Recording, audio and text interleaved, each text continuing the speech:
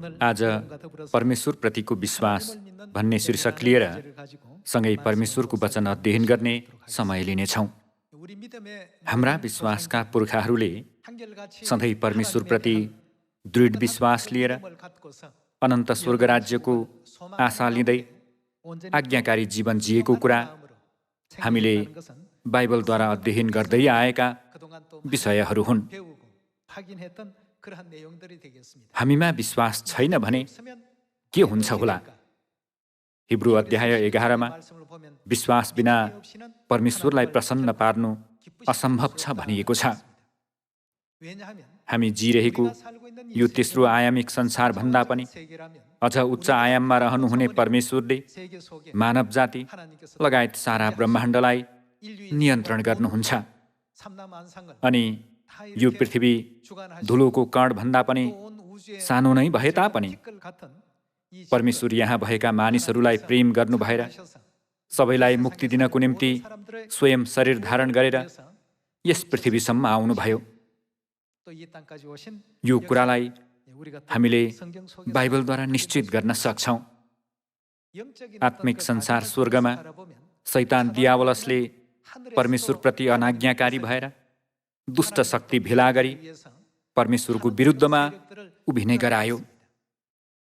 त्यसले धूर्त चाल चलेर तिनीहरूलाई छलमा पारी भेला गर्यो।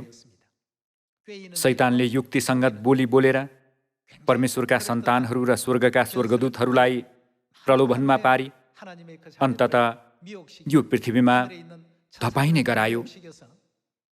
शैतानले गरेको दुष्ट कार्यको विषयमा हामीले पहिल्यै बाइबलद्वारा अध्ययन गरिसकेका छौँ।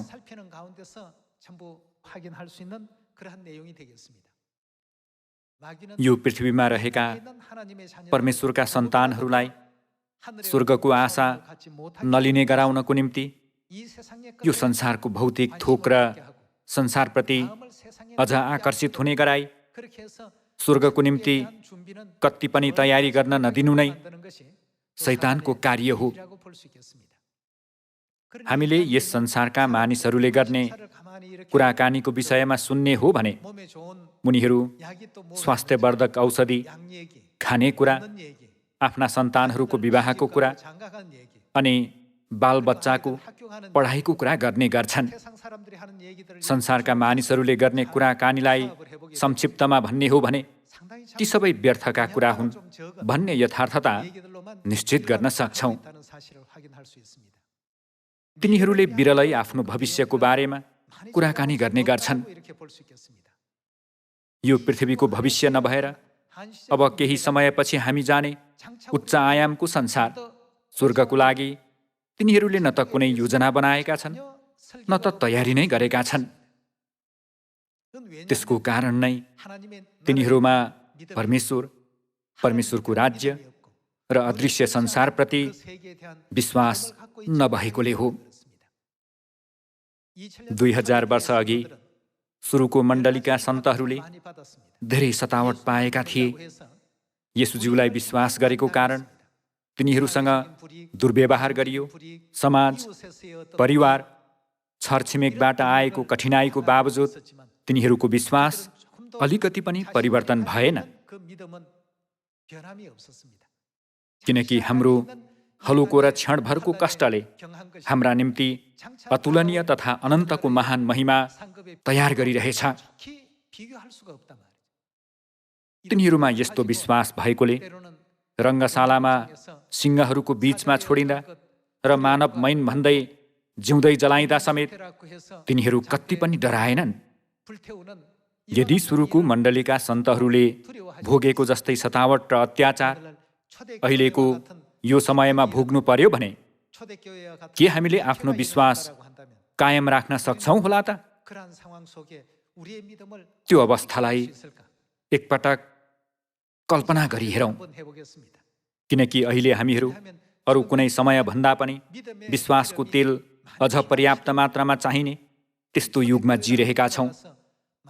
मानौ हामी 2000 वर्ष अघिको सुरुको मण्डलीको समयमा जिरहेका छौँ। विभिन्न तिरस्कार, सतावट, अपमान र अत्याचार हुने त्यस्तो समाजमा छौँ भने के हामीले अन्त्यसम्मै ख्रिस्टलाई विश्वास गरेर उहाँमा भरोसा गर्दै उहाँलाई पछ्याउन सक्छौँ होला? त्यसैले आज हामीहरू परमेश्वरप्रतिको हाम्रो विश्वासलाई जाँच्नेछौँ। विश्वासको बाटोमा हिँड्ने क्रममा हामीले विभिन्न चुनौतीहरूको सामना गर्नुपर्ने हुन्छ। शैतानले ल्याउने विभिन्न बाधा अवरोधको हामीले सामना नगरिरहन सक्दैनौँ। तर आफूमाथि आइपरेको कठिनाइलाई कठिनाइको रूपमा नसोच्ने त्यस्तो बुद्धि लिएका विश्वासका पुर्खाहरूको उदाहरण नै अहिले हामीहरूलाई मद्दत पुर्याउने उपकरण बनेको छ। हामीमा परमेश्वरप्रतिको विश्वास हुँदा 10,000 चोटि आउने बाधा विरोधले उल्टै हाम्रो विश्वासलाई हुर्काउने महत्त्वपूर्ण भूमिका खेल्नेछ। यस विषयमा बाइबलद्वारा निश्चित गरी हेर्नेछौँ। हामी हिब्रू 11:1 वचन हेरौँ। अब विश्वास चाहिँ आशा राखिएका कुराको निश्चय र नदेखिएका कुराको दृढ भरोसा हो, किनकि यसै विश्वासद्वारा प्राचीन मानिसहरूलाई परमेश्वरले ग्रहण गर्नुभयो। विश्वासद्वारा हामी बुझ्दछौँ कि सारा विश्व परमेश्वरको वचनद्वारा सृष्टि भयो र जो दृश्य छ त्यो अदृश्य कुराबाट बन्यो। विश्वासद्वारा हाबिलले परमेश्वरलाई कैनले भन्दा अझ ग्रहणयोग्य बलि चढाए र त्यसद्वारा नै हाबिल धर्मी ठहरिए। तिनको बलि स्वीकार गरेर परमेश्वरले आफ्नो सम्मति जनाउनुभयो। तिनी मरे तापनि विश्वासद्वारा नै तिनी अझै बोलिरहेका छन्। विश्वासद्वारा मृत्यु नचाखी हनोक स्वर्गमा उठाइ लगे र तिनी कतै फेला परेनन्, किनकि परमेश्वरले तिनलाई लानु भएको थियो। तिनी उठाइ लगिनुभन्दा अघि परमेश्वरलाई तिनले प्रसन्न पारेका कुराको पुष्टि भएको थियो। विश्वास बिना परमेश्वरलाई प्रसन्न पार्नु असम्भव छ, किनकि जो परमेश्वरको नजिक आउँछ के भनेर विश्वास गर्नुपर्छ? परमेश्वर हुनुहुन्छ। परमेश्वर जीवित र क्रियाशील हुनुहुन्छ। त्यसले परमेश्वर हुनुहुन्छ र उहाँलाई खोज्नेहरूलाई उहाँले प्रतिफल दिनुहुन्छ भन्ने पक्का विश्वास गर्नुपर्छ। उनीहरूले यस्तो ठुलो विश्वास लिएका थिए। नोआको समयमा जलप्रलयद्वारा यो पृथ्वी नष्ट गर्नु अघि परमेश्वरले पृथ्वीमा मानिसहरूले पहिला कहिल्यै नदेखेको जलप्रलय ल्याउनेछु भनेर भन्नुभयो।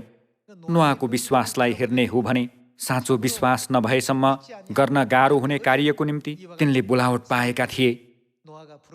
नोआको विश्वास कति ठुलो थियो भन्ने विषयमा हामी पद 7 लगातार हेरौँ। विश्वासद्वारा नोआले त्यति बेलासम्म अदेख रहेका घटनाका बारेमा परमेश्वरबाट चेतावनी पाएर भक्तिसाथ आफ्नो घरानालाई बचाउन एउटा जहाज बनाए। यसरी संसारलाई दोषी ठहराएर विश्वासद्वारा उनी आउने धार्मिकताका उत्तराधिकारी भए। विश्वासद्वारा अब्राहमले आज्ञा पालन गरे र जाऊ भनेको ठाउँतिर गए, जुन ठाउँ उत्तराधिकारको रूपमा उनले पछि पाउने थिए। यद्यपि उनी कतातिर गइरहेका थिए त्यो उनलाई थाहा थिएन। तिनीहरूमा विश्वास भएकोले नै तिनीहरूले यी सबै कार्य गर्न सकेका हुन्। यसरी विश्वास भएको मानिस र विश्वास नभएको मानिसलाई तुलना गरी हेर्ने हो भने उजाड स्थानमा विश्वास लिएका इस्राएलीहरू मात्र कनानमा प्रवेश गर्न सकेका थिए, जुन कुरा अहिले हामीहरूको निम्ति जीवित उदाहरण बनेको छ। इस्राएलीहरूमध्येबाट कनानको भेद लिनको निम्ति मोसाले इस्राएलको प्रत्येक कुलबाट विश्वास राम्रो भएका र विश्वासयोग्य 12 जना मानिसहरूलाई बोलाए। 10 जना गुप्तचरहरूले देखेको कुरा यहोशू र कालेबले देखेको कुरा भन्दा बिल्कुलै फरक थियो। हिजो आज हामीले यो संसारलाई विश्वासको आँखाद्वारा हेरिरहेका छौँ कि अथवा सबै घटना र परिस्थितिलाई तेस्रो आयामिक संसारको मानिसको दृष्टिकोणले हेरिरहेका छौँ त? यसमा एकदमै ठुलो भिन्नता हुन्छ। यदि नोआले विश्वासको आँखाद्वारा यो संसारलाई नहेरेका भए तिनले त्यति लामो समयसम्म त्यो काम गर्न सक्थे होला नि त? तिनले त्यसो गर्न सक्नुको कारण के थियो त?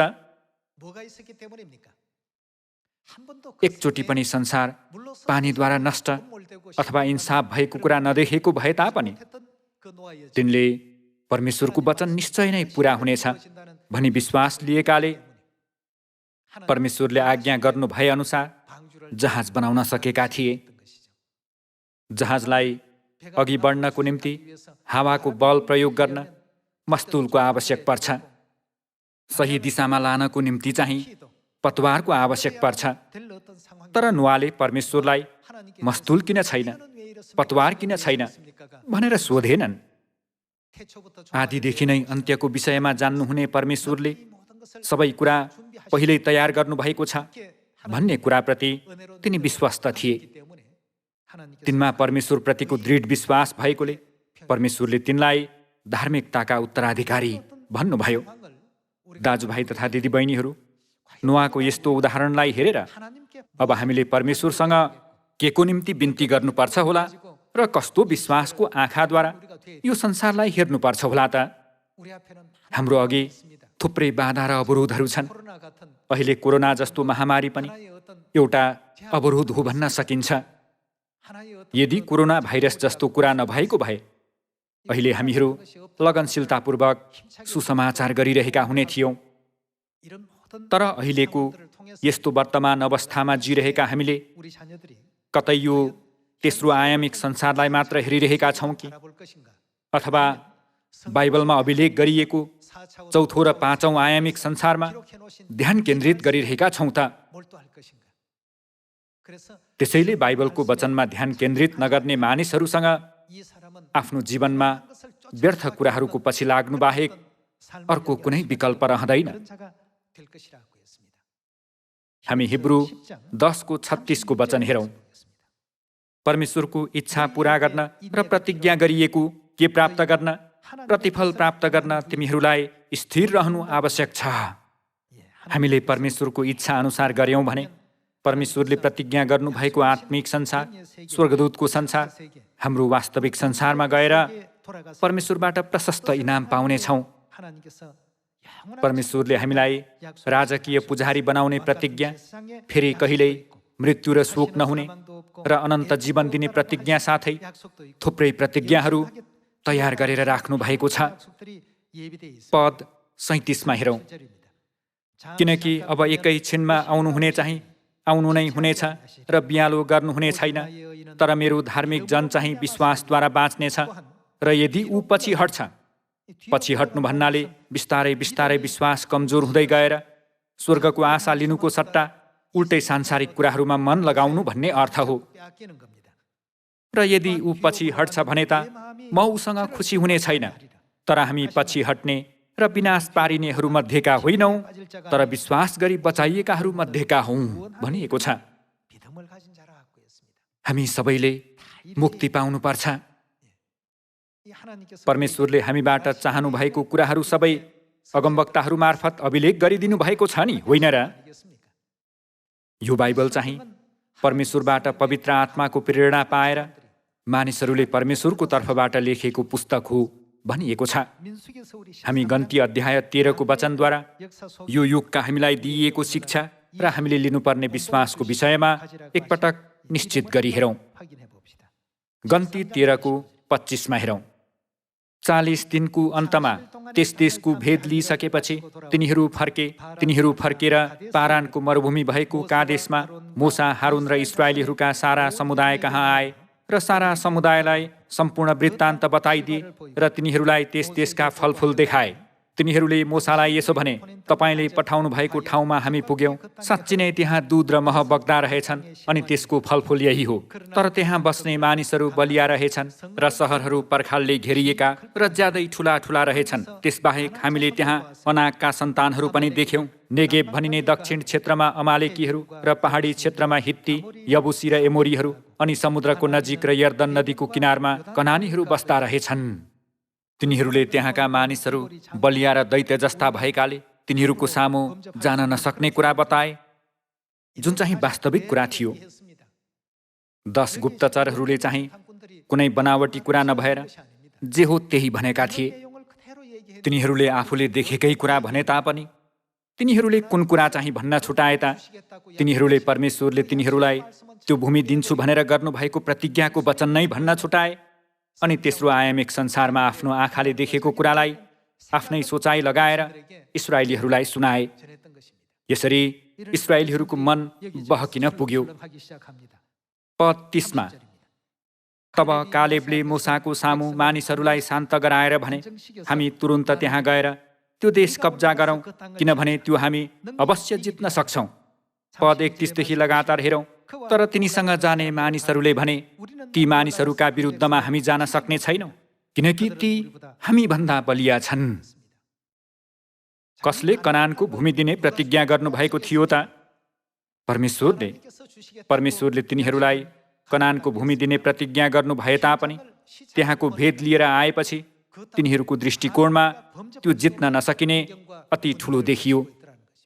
सहरहरू पर्खालले घेरिएको, बलियो र ज्यादै ठुलो थियो। त्यहाँका मानिसहरू समेत दैत्य जस्ता र इस्राएलीहरू भने फट्याङ्ग्रा जस्तै देखिए। यसले तिनीहरूको शरीर र कदको ठुलो भिन्नता देखाउँदछ। त्यस्तो खबर सुनेपछि इस्राएलीहरू निरुत्साहित हुन थाले। तिनीहरूले परमेश्वरले दिन्छु भनी गर्नुभएको प्रतिज्ञालाई पूर्णतः बिर्से। परमेश्वरको वचनबाट टाढा हुँदा हामीले आफ्नो विश्वास गुमाउन पुग्छौँ। अदनको बगैँचामा पनि परमेश्वरको वचन बिर्सँदा शैतानको बोली नै प्रलोभनमा पार्ने कुरा बन्यो। असल र खराबको ज्ञान दिने रुखको फल खानलाई असल र हेर्नमा साह्रै रहर लाग्दो र बुद्धि पाउनलाई चाह गर्नुपर्ने जस्तो देखियो। दाजुभाइ तथा दिदीबहिनीहरू, हामीले परमेश्वरको वचनलाई सधैँ हृदयमा खोपेर परमेश्वरको वचनमा हामी कत्तिको निर्भर भइरहेका छौँ त भने आफैलाई जाँच्नुपर्छ। 40 वर्षसम्मको उजाड स्थानको यात्रामा इस्राएलीहरूमध्ये धेरैजसो आफूले देखेको र महसुस गरेको कुरामा निर्भर भए तापनि यहोशू र कालेबले भने केवल परमेश्वरको प्रतिज्ञामा भरोसा गरेका थिए। यो नै परमेश्वरले हामीलाई दिन्छु भनी प्रतिज्ञा गर्नुभएको भूमि हो।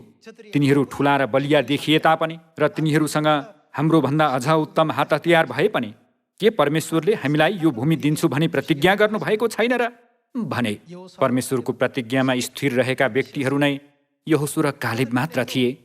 तिनीहरूको आँखामा पनि यरीहोका मानिसहरू दैत्य जस्तै ठुला देखिएका थिए होलान्। कसरी भिन्नै देख्न सकिन्छ र? निश्चय नै तिनीहरूले पनि उस्तै देखेका थिए। तिनीहरूका दृष्टिकोणमा पनि सहरहरू पर्खालले घेरिएको र ज्यादै ठुलो देखिएको थियो। तर यहोशू र कालेबको हृदयमा भने को हुनुहुन्थ्यो त?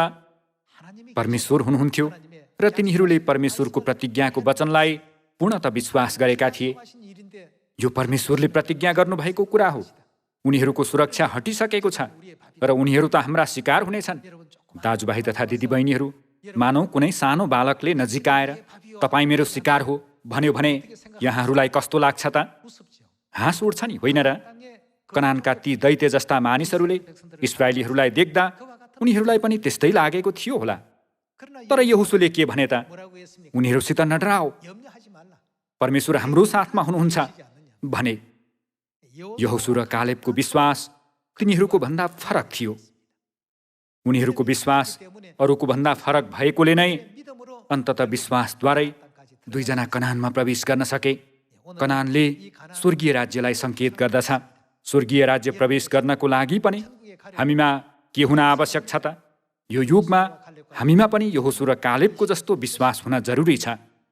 परमेश्वरको वचनप्रतिको विश्वास। परमेश्वरले के भन्नुभयो त? परमेश्वरले कुनै प्रतिज्ञा गर्नुभयो भने त्यो प्रतिज्ञा निश्चय नै पूरा हुनेछ। परमेश्वरले कदापि आफ्नो प्रतिज्ञा तोड्नुहुन्न। मेरो मुखबाट निस्कने मेरो वचन के हुने छैन त? म कहाँ व्यर्थ फर्कने छैन भन्नुभएको छैन र? परमेश्वरले भन्नुभए झैँ त्यो निश्चय नै पूरा हुनेछ। यहाँ हामीले यहोशू र कालेबको विश्वास देख्न सक्छौँ। गन्ती 14:1 हेरौँ। त्यस रात सारा समुदाय कराई कराई रोए भनिएको छ। परमेश्वरले इस्राएलीहरूलाई निश्चय नै कनान देश दिने प्रतिज्ञा गर्नुभएको थियो। तर तिनीहरूले परमेश्वरको प्रतिज्ञा बिर्सेर गुप्तचरहरूको कुरामा मात्र विश्वास गरे। पद 2 सबै इस्राएलीहरू मूसा र हारूनका विरुद्धमा गनगनाए र सारा समुदायले तिनीहरूलाई भने, हामी मिश्र देशमा नै मरेका भए असल हुने थियो, अथवा यस उजाड स्थानमा मरेका भए पनि हुन्थ्यो। किन परमेश्वरले हामीलाई तरवारले मर्नलाई यस ठाउँमा ल्याउनु हुँदैछ? दाजुभाइ तथा दिदीबहिनीहरू, यदि हामीहरू उस्तै अवस्थामा पर्यौँ भने हामीले कस्तो विश्वास लिनुपर्छ भनी थाहा दिन परमेश्वरले हाम्रो निम्ति उदाहरण स्वरूप यो देखाउनु भएको हो। तर 3500 वर्ष अघि इस्राएलीहरू चाहिँ वरिपरिको वातावरण परिस्थितिलाई मात्र हेरेर निराश भएका थिए। अध्याय 14 पद 1 मा हेरौँ। त्यस रात सारा समुदाय कराई कराई रोए। सबै इस्राएलीहरू मोसा र हारुनका विरुद्धमा गनगनाए र सारा समुदायले तिनीहरूलाई भने, हामी मिश्र देशमा नै मरेका भए असल हुने थियो, अथवा यस उजाड स्थानमा मरेका भए पनि हुन्थ्यो। किन परमेश्वरले हामीलाई तरवारले मर्नलाई यस ठाउँमा ल्याउनु हुँदैछ? हाम्रा जहान र बाल बच्चा लुट स्वरूप पक्रिनेछन्। अब मिश्र देशमा नै फर्कन हामीलाई उचित होइन र? अनि तिनीहरूले आपसमा भने, हामी एउटा अगुवा चुनेर मिश्र देश फर्कौँ। तब मोसा र हारुन इस्राएलीका सारा समुदायका सामुन्ने घोप्टो परे। देशको भेद दिन गएकाहरू मध्येका नूनका छोरा यहोसु र यपुन्नेका छोरा कालेबले आफ्ना लुगा च्याते र इस्राएलीहरूका सारा समुदायलाई तिनीहरूले भने, हामी भेद लिन गएको देश अत्यन्तै असल देश छ। यदि परमप्रभु हामीसित प्रसन्न हुनुभयो भने उहाँले हामीलाई त्यस देशमा ल्याउनु हुनेछ र त्यो दूध र मह बग्ने देश हामीलाई दिनुहुनेछ। केवल परमप्रभुको विरुद्धमा खडा नहो र त्यस देशका मानिसहरूसित नडराओ, किनकि उनीहरू त हाम्रा के हुनेछन्? हाम्रा शिकार हुनेछन्। किङ जेम्स भर्जनमा चाहिँ तिनीहरू हाम्रा निम्ति रोटी हुन् भनिएको छ। यो नै तिनीहरू केही पनि होइनन् भन्ने अर्थ होइन र? त्यसपछि के भनिएको छ त? उनीहरूको सुरक्षा उनीहरूबाट हटिसकेको छ, तर परमप्रभु हामीतर्फ हुनुहुन्छ, उनीहरूसित नडराओ। साँच्चै तिनीहरू ठुलो विश्वास भएका योद्धाहरू थिए। यसरी परमेश्वरले विश्वास भएका र विश्वास नभएकाहरू बीच न्याय गर्नुभयो अनि विश्वास नभएकाहरूलाई विश्वास नभएकोले तिमीहरू सदा सर्वदा यही उजाड स्थानमा रहनेछौ भन्नुभयो। यसकारण तिनीहरूमध्ये सबैको मृत्यु नभएसम्म 40 वर्षसम्म तिनीहरू उजाड स्थानमै डुलिरहे। पद 10 देखि लगातार हेरौँ। यहोसु र कालेब त्यसरी बोलिसकेपछि मानिसहरूले तिनीहरूलाई ढुङ्गाले हान्न खोजे, तर सारा समुदायले तिनीहरूलाई ढुङ्गाले हान्नुपर्छ भनी मतो गरे। त्यसबेला परमप्रभुको महिमा भेट हुने पालमा सबै इस्राएलीहरू कहाँ देखा पर्यो। अनि परमप्रभुले मोसालाई भन्नुभयो, यी मानिसहरूले मलाई कतिसम्म तिरस्कार गरिरहनेछन्? यिनीहरूका बीचमा मैले गरेका चिन्हहरू देखेर पनि यिनीहरूले कतिसम्म ममाथि अविश्वास गर्नेछन्? दाजुभाइ तथा दिदीबहिनीहरू, हाम्रो साथमा को हुनुहुन्छ त? परमेश्वर हुनुहुन्छ नि, होइन र? यो मण्डली कसले स्थापना गर्नुभयो त? परमेश्वरले स्थापना गर्नुभयो। संसारको सबै धर्महरू एक भए पनि तिनीहरू केही पनि होइनन्। परमेश्वरको दृष्टिकोणमा यो पृथ्वीका सबै जातिहरू बाल्टीको एक थोपा पानी जस्तै हुन्। उहाँको निम्ति तिनीहरू केही पनि होइनन् र तिनीहरू तराजुमा टाँसिएका धुलोको कण जस्तै हुन्। परमेश्वरले विश्वास नभएकाहरूलाई कसरी इन्साफ गर्नुभयो भन्ने विषयमा हेरौँ। यो युगमा पनि यदि हामीमा विश्वास छैन भने अन्ततः नष्ट हुनु बाहेक अर्को कुनै विकल्प रहँदैन। पद 20 को वचन हेर्ने हो भने, तब परमप्रभुले भन्नुभयो, तैँले भने बमोजिम, मैले यिनीहरूलाई क्षमा गरिदिएको छु। तापनि जस्तो म जीवित छु र जसरी मेरो महिमाले पृथ्वी भरिएको छ, मिश्र र उजाड स्थानमा मेरा महिमा र आश्चर्य कर्महरू देखेर पनि अनाज्ञाकारी भई 10 पल्ट मेरो जाँच गर्ने यी सारा मानिसहरूले तिनीहरूका पुर्खाहरूलाई शपथ खाएर भनेको प्रतिज्ञाको देश देख्ने छैन। मलाई तिरस्कार गर्नेले त्यो कहिल्यै देख्ने छैन। तर मेरो दास कालेबमा के छ त? अर्कै आत्मा छ। तिनको मनस्थिति अरूको भन्दा बिल्कुलै फरक थियो। दाजुभाइ तथा दिदीबहिनीहरू, हामीले पनि ती 10 गुप्तचरहरूको भन्दा फरक मनस्थिति लिनुपर्छ। हामीले यहोसु र कालेबको जस्तो मनस्थिति लिनुपर्छ। परमेश्वरले तर मेरो दास कालेबमा अर्कै आत्मा छ र त्यसले पुरै रीतिले मेरो अनुसरण गरेको छ भनेर भन्नुभयो।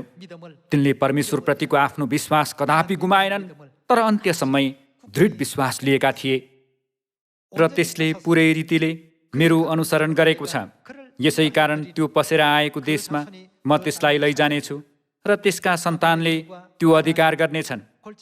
अमालेकी र कनानीहरू बेसीहरूमा बसेका हुनाले भोलि नै तिमीहरू फर्का र लाल समुद्रको बाटो भएर उजाड स्थानतिर जाओ।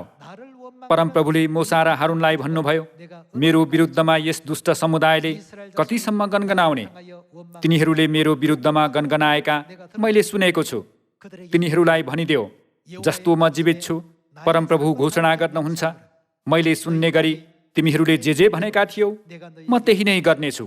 पद 29मा तिमीहरूका लास यही उजाड स्थानमा छोडिनेछन् अनि यपुन्नेका छोरा कालेब र नुनका छोरा यहोशु बाहेक गणना भएको र मेरो विरुद्धमा गनगनाउने 20 वर्षदेखि उभोको कोही पनि बासको निम्ति दिन्छु भने शपथ खाएर प्रतिज्ञा गरेको देशमा के भन्नुभयो त?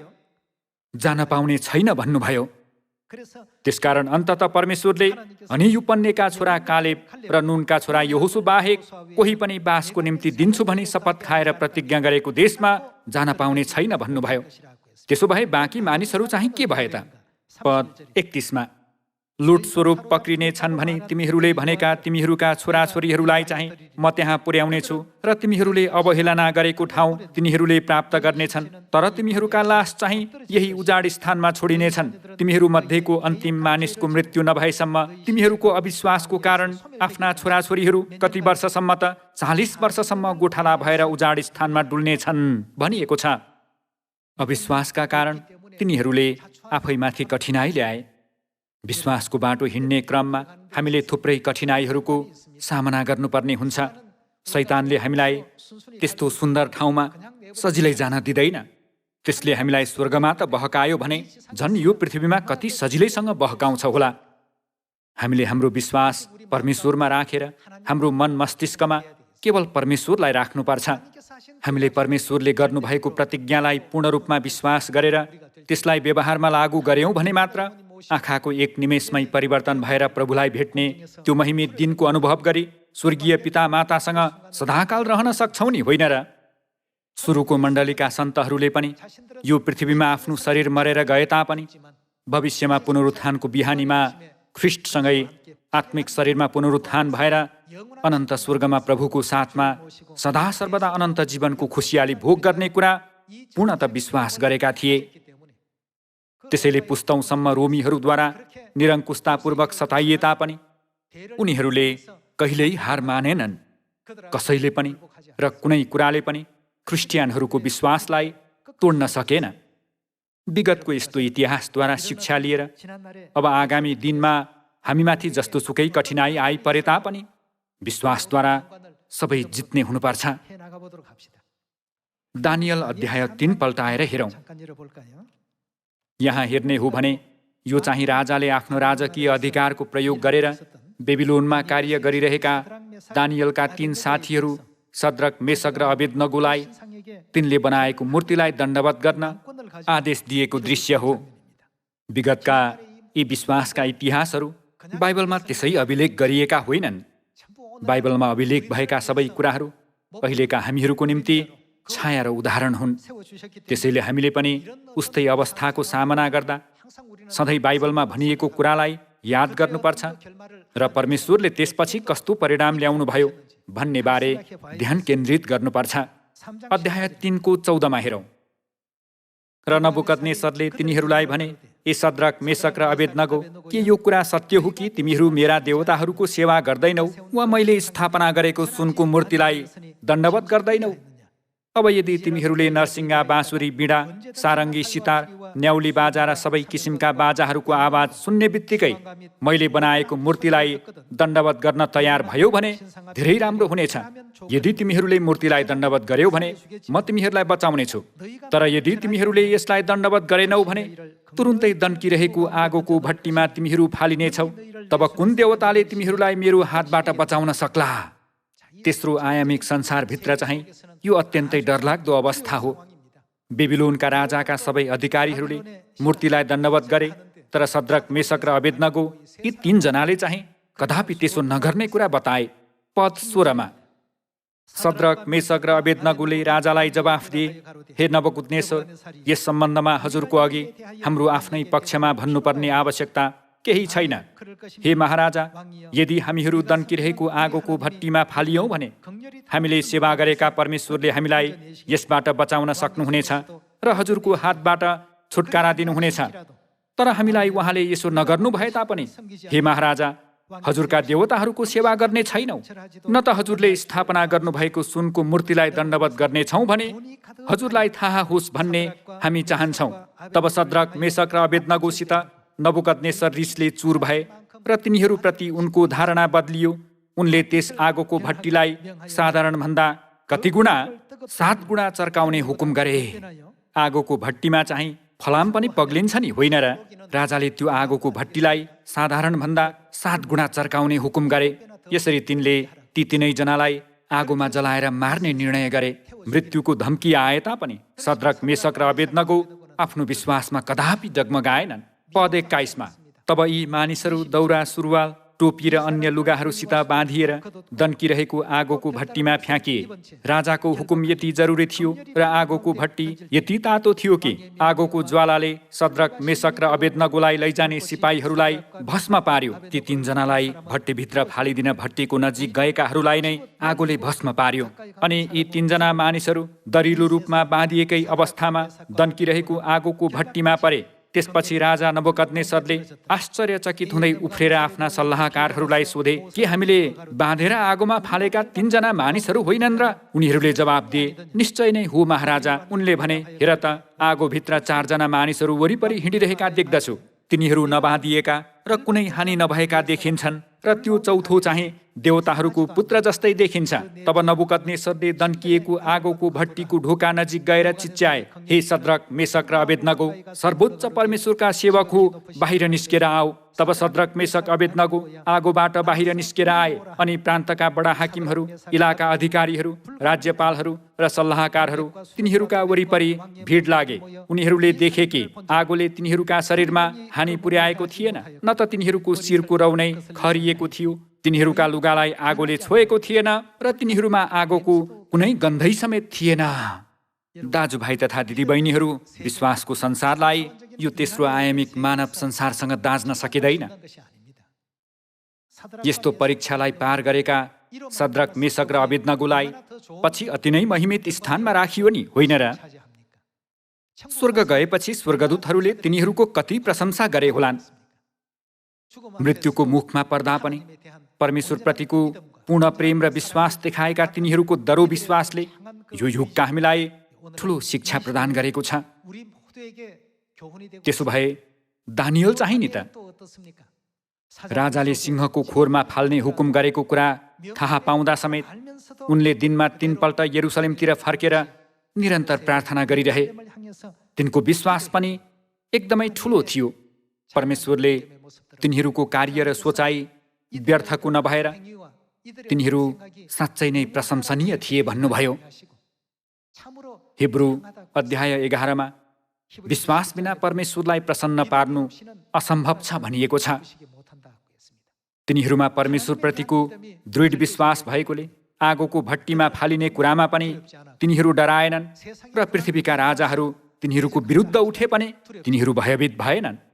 हाम्रो वरिपरिको परिस्थिति जसरी परिवर्तन भए पनि हामी अलिकति पनि डराउन आवश्यक छैन। यशाया 41 परमेश्वरले म सहयोग गर्नेछु भन्नुभएको छ। हामीलाई नडराऊ भन्नु भएर उल्टै साहसी हो भन्नुभयो। कहिलेसम्म त? मत्ती 28 परमेश्वरले म युगको अन्त्यसम्म सधैँ तिमीहरूको साथमा छु भन्नुभएको छ। हामीले कहिल्यै पनि परमेश्वरलाई बिर्सनु हुँदैन। संसारका सबै मानिसहरूको भलाइको निम्ति हामीले परमेश्वरले हामीलाई दिनुभएको शिक्षा र आज्ञा के हो भने सधैँ सोच्नुपर्छ। परमेश्वरको वचनमा ध्यान केन्द्रित गरेर यहोशू र कालेब जस्तै सुरक्षित साथ कनानमा प्रवेश गर्न सक्ने विश्वास लियौँ भन्दै आजको प्रवचन समाप्त गर्दछु। धन्यवाद।